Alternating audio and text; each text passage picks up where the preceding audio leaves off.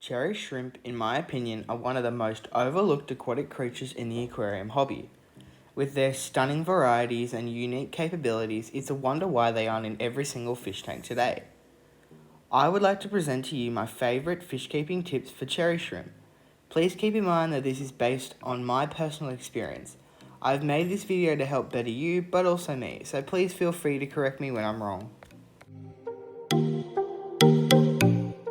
Cherry shrimps, although often considered hardy beings, can be picky sometimes. Shrimp in general like at least 10 litres of water and lots of natural foliage for them to retreat to. They are generally easily frightened, so to combat this, I definitely would promote keeping them in larger groups. Not only does this help them feel more sure and more comfortable of their environments, but it adds liveliness to the tank with an added bonus. Shrimp only live about a year and a bit at most, a generally small lifespan. However, when you have plentiful numbers of them, very quickly shrimp begin to get buried and give birth to the next generation of shrimp who will continue the cycle. Another important thing to note is that you should only ever keep one kind of cherry shrimp per tank. Yes, this can look appealing with a rainbow of assorted colours, especially in a good aquascape. However, in the long run, multiple shrimp varieties will eventually interbreed and mix colours. This can be pretty cool at first, but after a while you just end up with muddy brown coloured shrimp that don't look the greatest. It's not that there's inherently wrong with keeping those shrimp together, other than that really. In my experience, cherry shrimp have to be the most placid yet lively things I've ever kept.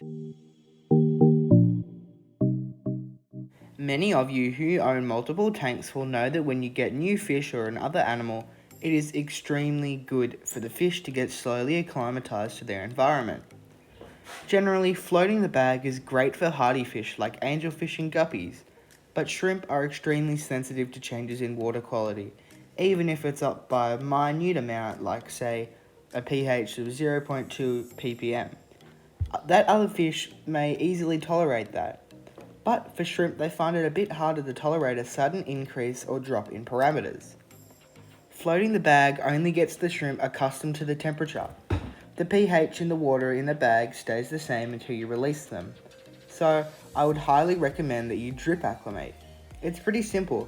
You can make up a cheap drip acclimator that works off places like Amazon. I got mine off Temu and it works great. However, if you don't want to buy a proper setup, you don't need to. All you would need is a container that has your shrimp in it, some of the tank water from their new tank, and some airline hose. First, you would want to start by placing the shrimp somewhere lower near your aquarium water, say on a chair or on the floor. Next, get some airline hosing and tie it into a knot.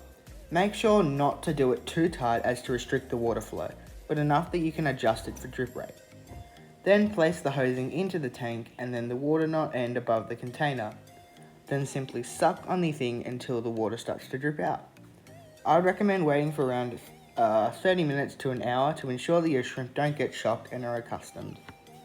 I would also like to note that when you're ready to add them to the tank, please make sure not to force the shrimp out. Hold the container on its side and wait for the shrimp to leave on their own terms. Yes, shrimp can be sensitive to unstable parameters, but generally they are hardy, and hopefully they can withstand minor changes, just not extreme ones. This isn't to be off-putting for you to buy them, but more so a warning that these shrimp can be a beginner fish, but it's more likely you will have success with an intermediate fish keeper.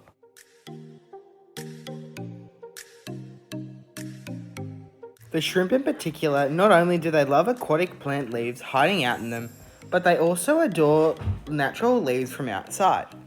My favourite of these is in Indian almond leaves. However, if that isn't readily available, just go down to a shallow creek, river or billabong and collect rotting leaves and natural plant pieces.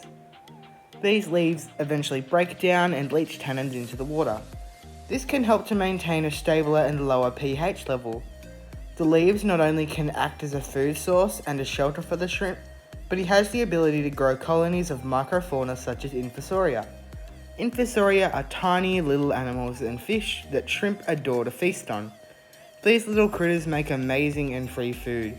I would most definitely recommend adding this as it wields so much positivity and can definitely enhance your aquarium. Many fish enjoy the comfort of water parameters of around 7.6 to 7.7 pH. With my experience with shrimp, I have found that shrimp generally breed around 7.4 to even 6.8. Why this is important for one is that it ensures you have a self-sustaining population, but also that the shrimp are most comfortable. In my eyes, if your shrimp aren't breeding, they aren't in an optimal setting. This goes for all aquarium species: shrimp, snails, fish, axolotls, and more. Just toy around with your aquarium and see your results. Just make sure to be extremely careful when doing it with shrimp. Make sure that the changes are subtle and have at least a 1.5 to 2 week gap in between, so the shrimp can recover. To keep this pH low, you can use Indian almond leaves or various types of stones. Correct me if I'm wrong, but I believe Ceriu stones can lower pH as chemicals that make up the rock are naturally integrated into the water. I've heard similar things about dragonstone, however I cannot attest to it. Cherry shrimp aren't just amazing for making a good tank, but they also eat algae, which is a great added bonus. Cherry shrimp of all ages patrol your tanks, munching for any and all algae that they come across. And this is amazing. To be honest, that is actually the reason why I began to keep the shrimp. It was to combat the algae growth in my betta tank. It's the reason why most people actually keep them. However, algae isn't enough to sustain them forever. Much like us humans, shrimp need a varied and balanced diet to ensure a great nutrition level so that when molting time comes around, it's a breeze for them. Plus, it helps to promote a healthy immune system, thus leading to healthy babies and great genetics in your shrimp to be carried on forever.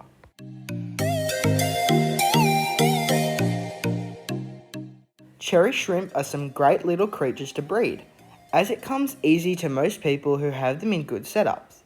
The babies can vary from $15 to $40 a clutch, and depending on the type you can sell them from $4 to $25. Just selling a handful is enough to land some money to pay for their food and your electricity used by the aquariums.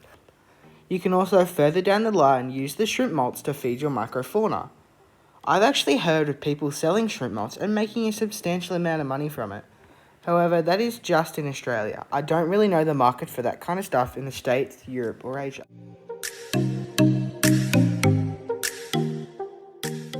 In every aquarium, consistent water quality and healthy ammonia levels are detrimental in keeping life within its compounds.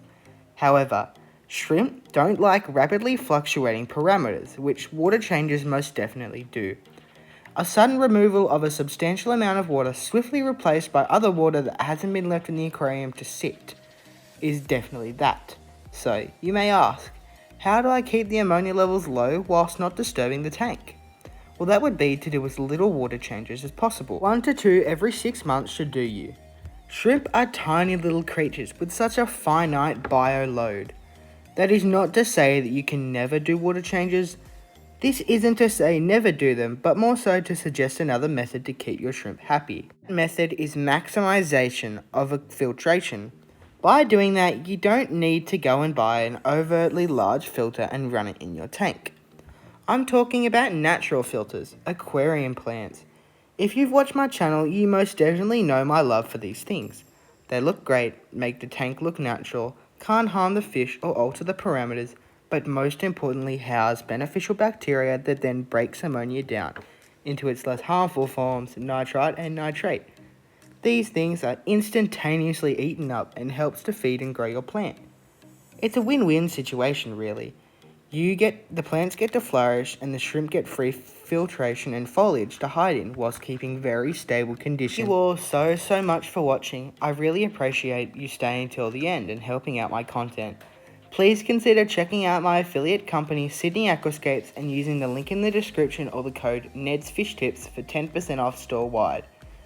This discount code isn't capped for the purchase. Shipping starts for just $3 and it's definitely good customer service and I would definitely commend them. The comment of the video goes out to Garage Aquatics, so make sure to check him out. You also make sure to leave a comment down below for your chance of a shout out next video. Thanks for watching and I'll see you all in the next one. Stay safe. Bye.